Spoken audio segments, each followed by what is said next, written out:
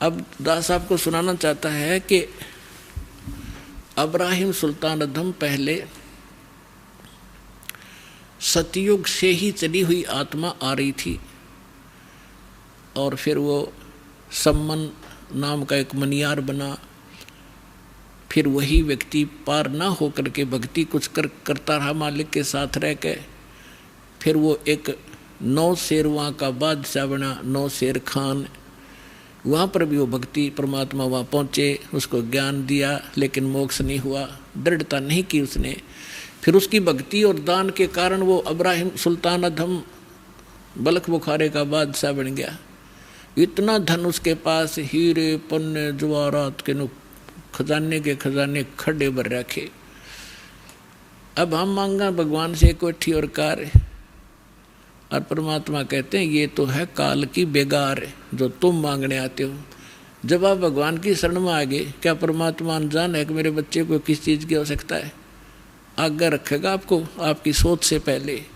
उसको आपका पहले पता है इसको क्या संकट आने वाला है, उससे पहले आपके पास आगे खड़ा पाओगा भगवान।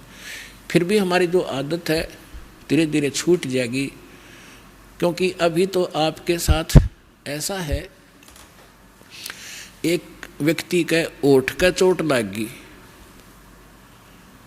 काफ़ी चोट लगी, सूज गया, तो उसको कोई कुछ दवाई बतावे, कोई कुछ दवाई बतावे।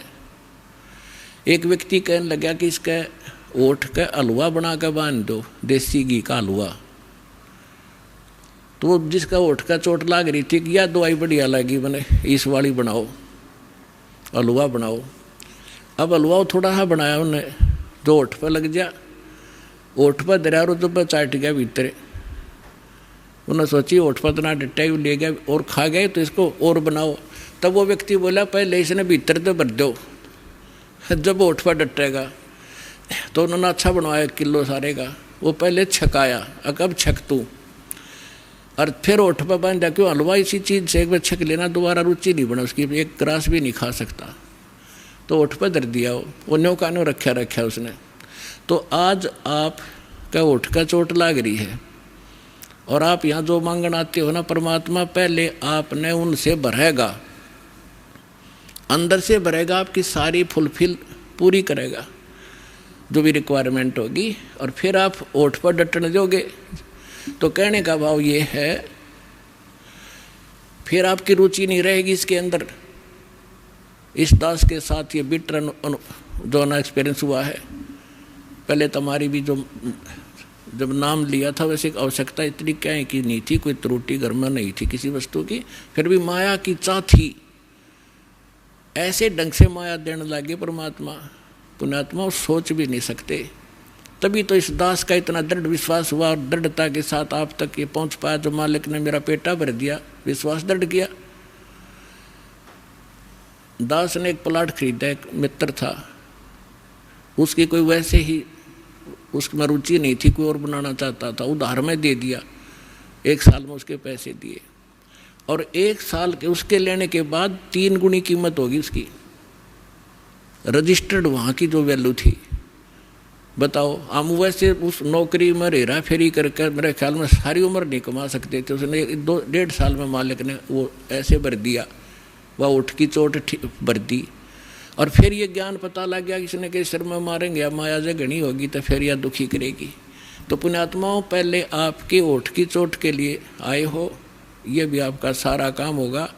आपको परमात्मा अंदर से भी भरेगा और ये दुख आपके ये सारे निवारण करेगा, आपको सारा सुख देगा।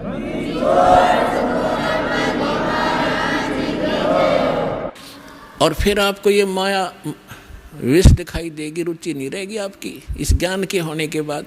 फिर आपको ये पता चलेगा यदि मेरे पर आपत्ति कोई आवेगी तो भगवान खड़ा पाओगा। कबीर साहब कहते हैं, कल्पे कारण कौन है, कर सेवा नी काम, और मन इच्छा फल दूंगा जब पड़े मेरे ते काम। तो कल्प कहते मतलब के संकल्प विकल्प मत रख, निष्काम भाव से या पूजा करता रहे, जो मैंने बताई है, मेरे दास ने बताई है। और जब तेरे ऊपर कोई आपत्ति आएगी, तो जब मेरे सत्र का काम होगा, परमात्मा के सत्र का काम राष्ट्रपति नहीं कर सकता। जैसे एक पिता पुत्र जा रहे हैं कहीं पर, अब एक्सीडेंट में पुत्र मारा गया, पिता बच गया, बता पिता ने क्या सुरक्षा कर दी। अगर हम ये सोचे थे राष्ट्रपति हो पिता, तो परमात्मा साथ होगा, वहाँ धनी का काम था जो आपकी रक्षा करता। तो कहते मन इच्छा फल देऊंगा, जो पड़े धनी ते काम, आपकी सब प्रकार की जो समस्याएं हैं वो देंगे।